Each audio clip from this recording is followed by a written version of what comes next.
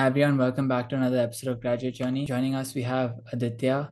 And before we start, we just have a quick rapid fire introduction. So, first, can you tell us your high school and the high school board? Sure. My name is Aditya Gupta. I studied at the International School, Bangalore. I did the International Baccalaureate IB, for grade 11 and 12, and IG for grade 9 and 10. What college are you going to, and what's your year of graduation from that college? I'll be going to London School of Economics and Political Science, and I'll be graduating in 2026.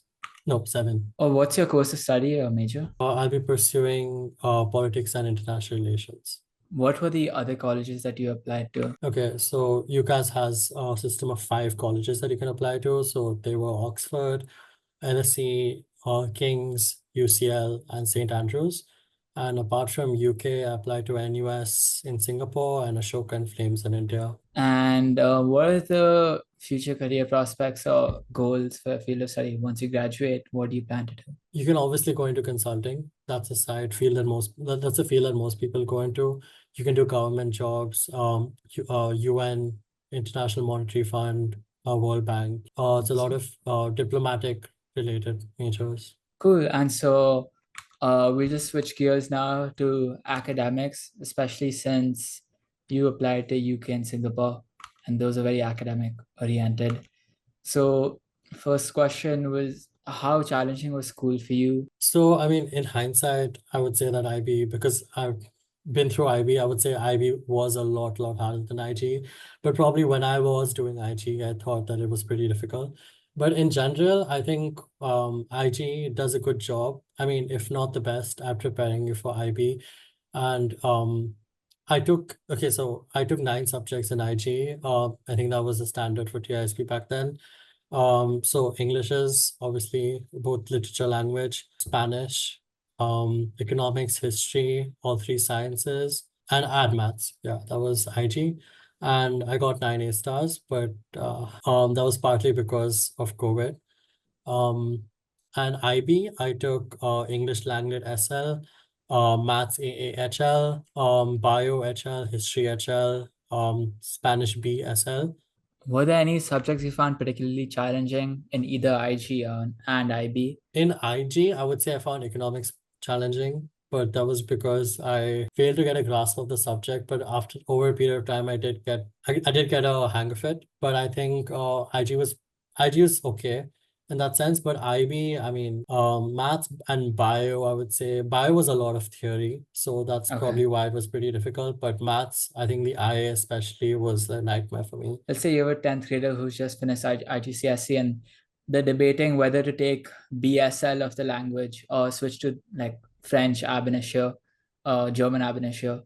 What advice would you have for them? Yeah, so I actually used to be a French ab initio student in the beginning, but I switched because I was not able to get a grasp of the subject, especially because the pronunciation was really different. I would say that if you're comfortable in the subject that you are already doing and you have scored well, for example, in IG, then I would say probably stick to it as BSL. If you found the language challenging, or if you want to try something new, maybe do ab initio. But I think ab initio tries to cover a lot within 2 years, and B is a lot more exploratory based, learning about culture. If that's what interests you, then do BSL. Could you also tell us about how your IB grades look like, what your predicted grade looked like versus what your final grade looked like? Right. So I got a 44 in my predicteds, and I met that. I got 44 in finals.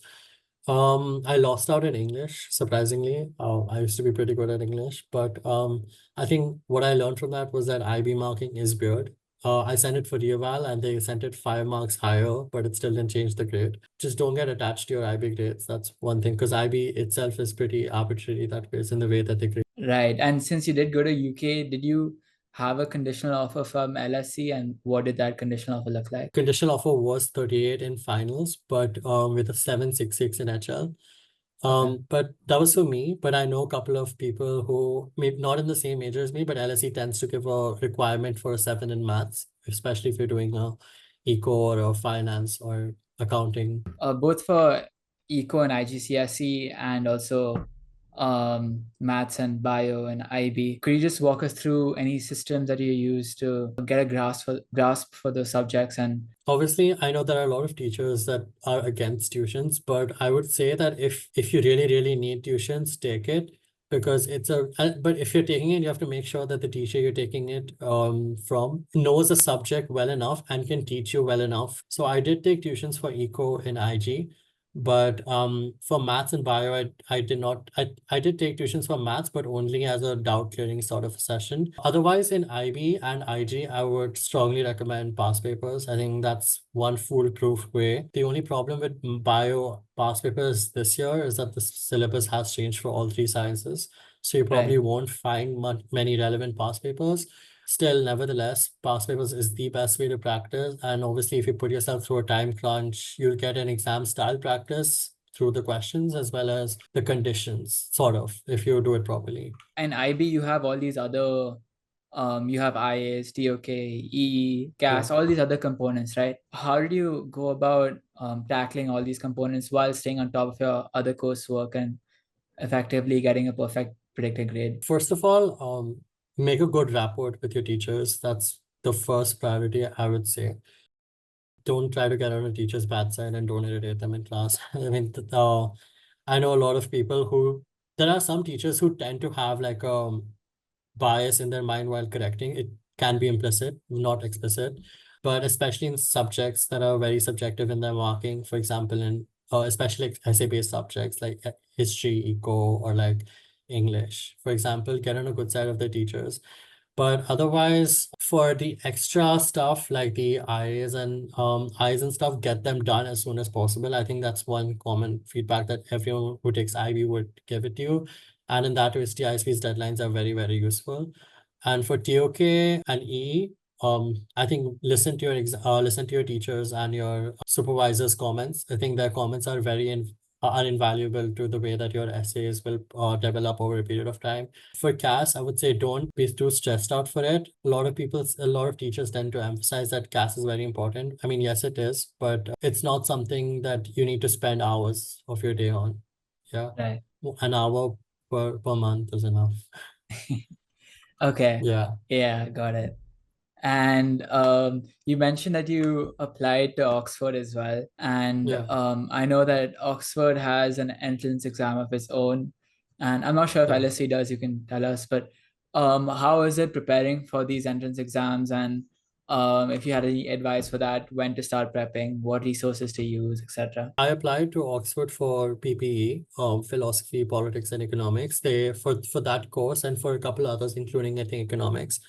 You have to take TSA, which is the Thinking Skills Assessment.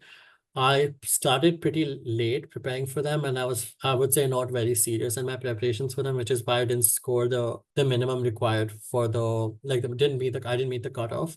But I would say if you start preparing in advance and notice like your areas of improvement. So for example, in the TSA, there are specific like spatial based questions or spatial knowledge, something like working with a Rubik's cube or a dice or different types of shapes basically. Right. That was a weak area for mine. I think if you can get practice from wherever you can. I think there's a lot of practice available on the internet for those. Like not TSA has past papers, but Okay. the TSA exam loves giving like huge tables, but more than 90% of that table is irrelevant to the question. Being able to pick and choose what sort of data is important for answering that question is also really important. There are lots of books as well available, but the one that I got was not pretty useful because the questions were either too easy or too difficult. The one big thing I would say for TSA is give yourself a proper exam condition, because what happened in my exam, I had to answer 10 questions towards the end, like randomly, because I had like a minute left. So give Oh, yourself okay. proper timed conditions. Yeah. Could you mention the book so that our viewers also know, like, cautious, I if you don't remember? remember the name. I don't Okay, no remember. worries. But No worries. it's like a thick fat book, and it's like a guide to TSA. That's probably what the name is. And It's a so, yellow cover. That's what I remember. got it. And so for a student coming out of 10th grade, or say they're in the middle of 10th grade, and if they know they want to apply to like Oxbridge and any other college that requires CSA, when do you think they should start preparing for the exam? So TSA is held in October of 12th grade. So I would say if you really want to start preparing early, then you can probably start in 11th grade. But the ideal time would be June, July, when the summer holidays are. So I think that would be a good time to start. Otherwise, Of what it's up grade? to you. Oh, of 11th grade, after 11th grade. Since you did apply to the UK, and they're so academically oriented, like the application is so academically oriented, what sort of competitions and Olympiads did you take part in to demonstrate that academic rigor? And were months also, since you are applying or going for like a international relations esque sort of course, were months also a big part of your application? Okay, so I'll answer the Olympiads parts first because that is academics. UK does not look at Olympiads that much. Of course, you can put it. I think you can insert Olympiads. I think I did that on my UCAS.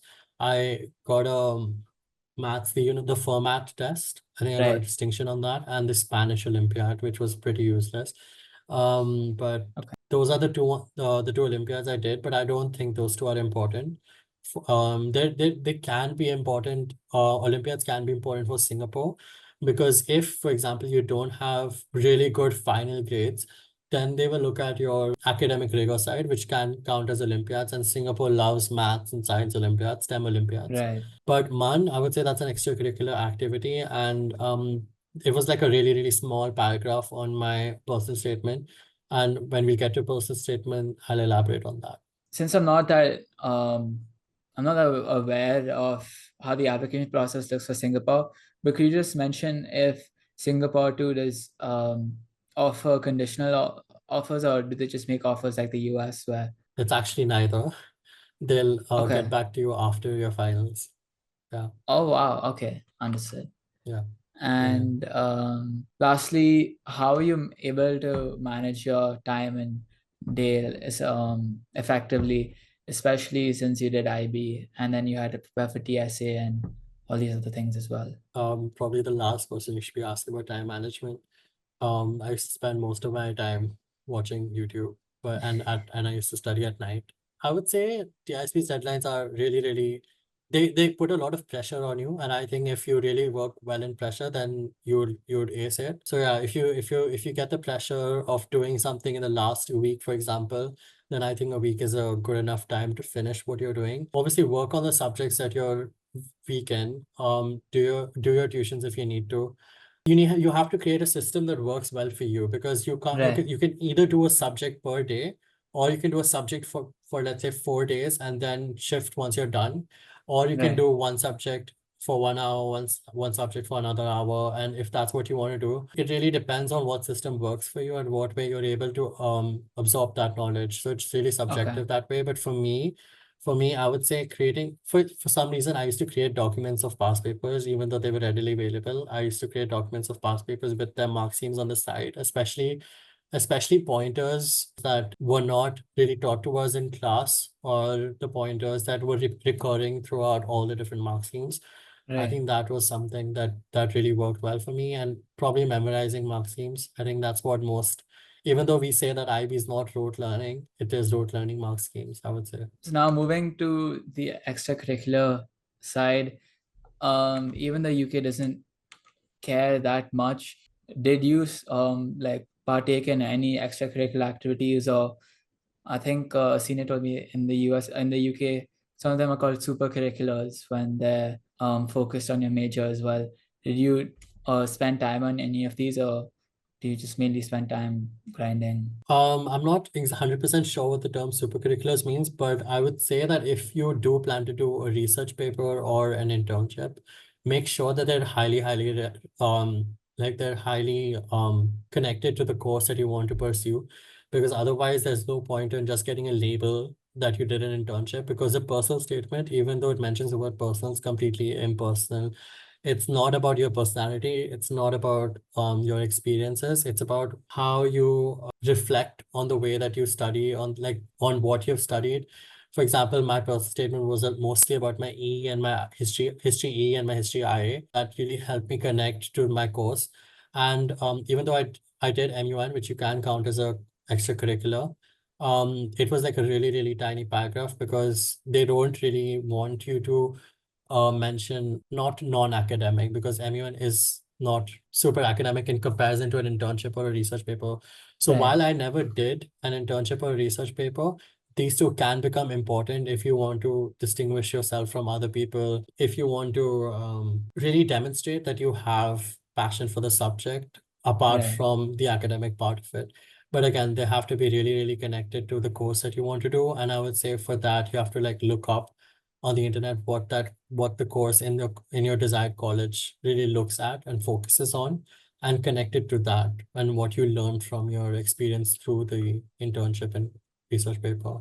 I was just wondering how you spent your summers, and was it mainly just academic prep work for the next year, or like what did they look like? So I did two Coursera courses. I think in my case, I guess you can say that Coursera is an example of how it can work well for you if you really want to demonstrate academic passion. Things like Coursera and reading books and how you reflect on them can possibly be a good addition to your personal statement. So, for example, I did a course on the moral foundations of politics.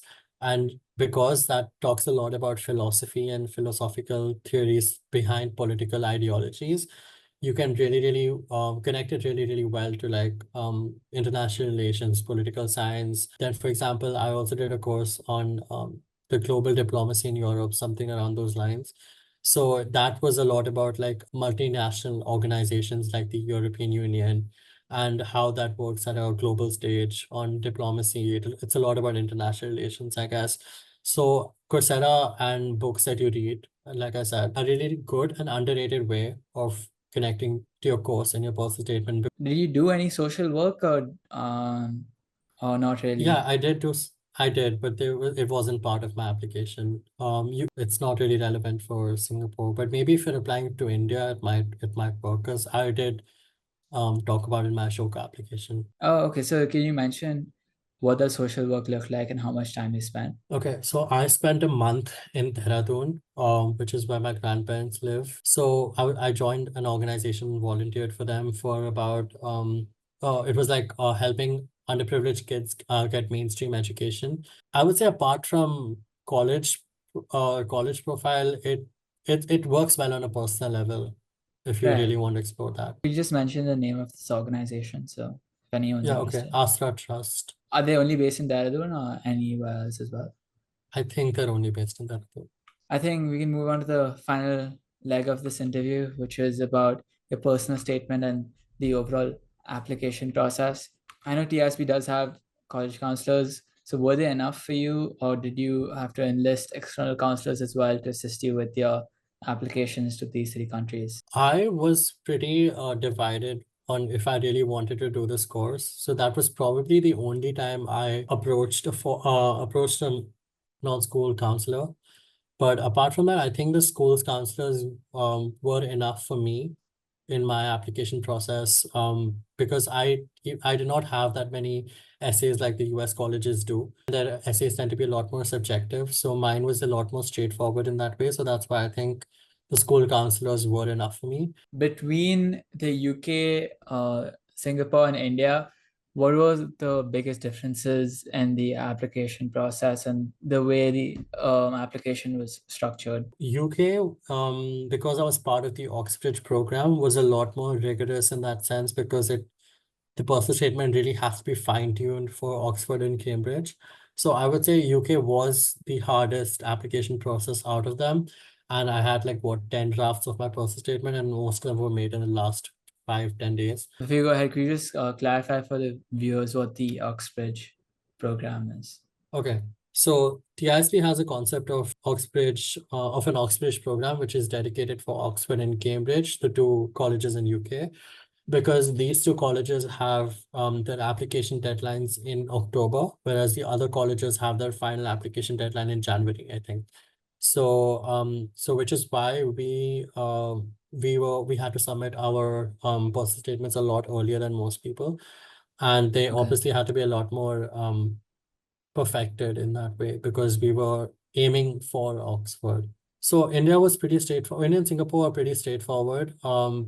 You just have to fill out each of the colleges like online forms that they have.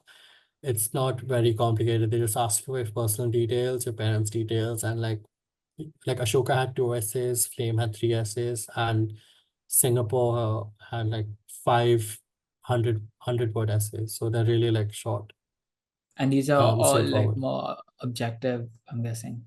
Like, Yeah, a lot more objective than US, and a lot more they form a smaller part of your application than what the essays are for US. and were there any overlaps between any of the essays? Like, Yeah, I copy pasted there was a question I think about academic how I pursue academics outside school. So I just copy pasted my personal statement on when I talked about my Coursera courses, I just copy pasted that part into my Singapore application. what led you to pick LSE over all the other colleges that you applied to? And Singapore, I'm sure you got an offer from Singapore as well. Okay, so I got my off. I mean, so most people don't tend to apply for Singapore because they release their offer so late, and it's very risky for most people to wait until that long. So I guess I understand why people don't apply to Singapore, but the reason why I picked UK over Singapore, I mean, NUS is a really good college. It's ranked like what, eighth in the world, I think, on QS. But the reason I picked LSE over NUS is because for my course, I think LSE is a much stronger global recognition in that ways. And the research on the website is a lot more fine-tuned and aimed at a particular at exactly what I wanted to do. Whereas anyways, the page was if you notice like these colleges tend to upload like what they research and stuff like articles, right? So the Right. titles and all the details of the pages were very, very off topic, and not many people go to NUS, I would say, in comparison to LSE over for the course that I wanted to pursue. So that was Right. there, and yeah, I think that was the main deciding factor. Regarding letters of recommendation, could you just walk us through if you had to submit any to each of these three countries and how you went about picking what to submit? I think that the ISB standard procedure is to write a request for 3 letters of recommendation. So I picked my bio teacher, my history teacher, and my maths teacher.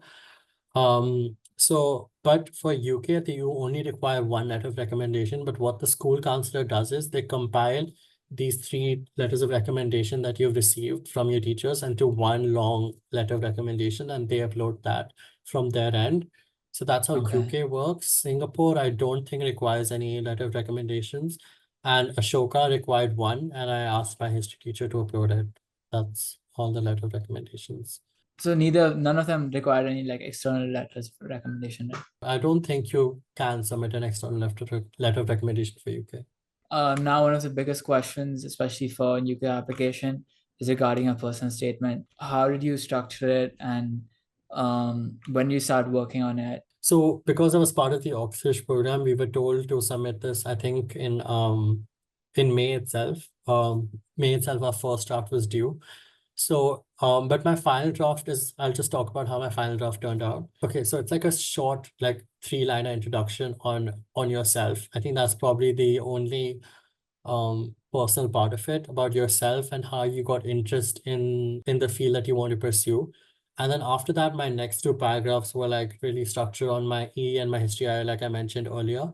But there were a lot about the books that I read, what skills did I develop, how can I connect what I researched on to the areas that will be the topics that will be covered in college. That can also you have to give very specific examples from each of the things that you're going to talk about, because it has to be 100 like really, really specific.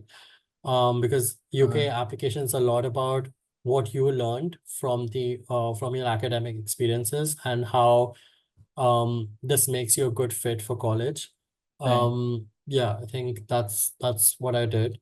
And then after that, I talked about my Coursera courses, which was thankfully a lot very specific, and I quoted like a couple of philosophers and specific quotes from the programs that I studied and how these were sort of the topics that will be covered in these colleges. Yeah. And then I had a short paragraph on MUN and what skills I learned from that. Does the Yeah. institution from which the courses are published matter, especially for UK? Like would they view a course differently if it was from like a tier one university versus like some other third party institution, or does it not really matter, just the content matter? I think the content matters. When you're choosing the course itself, you yourself have that implicit bias in yourself that you will have you should probably study the course that is from a well-reputed college. Okay. So, I mean, that itself will give you better knowledge of your field that you want to study, and therefore the content and what you reflect upon becomes a lot more better in that sense. But I did mention that my Moral Foundations of Politics course was offered by Yale. So I'm Okay. not 100% sure, but I don't think it matters. Is there any advice that you would give kids in your position, like like say you're going into ninth grade and you're thinking about applying to LSE for international relations?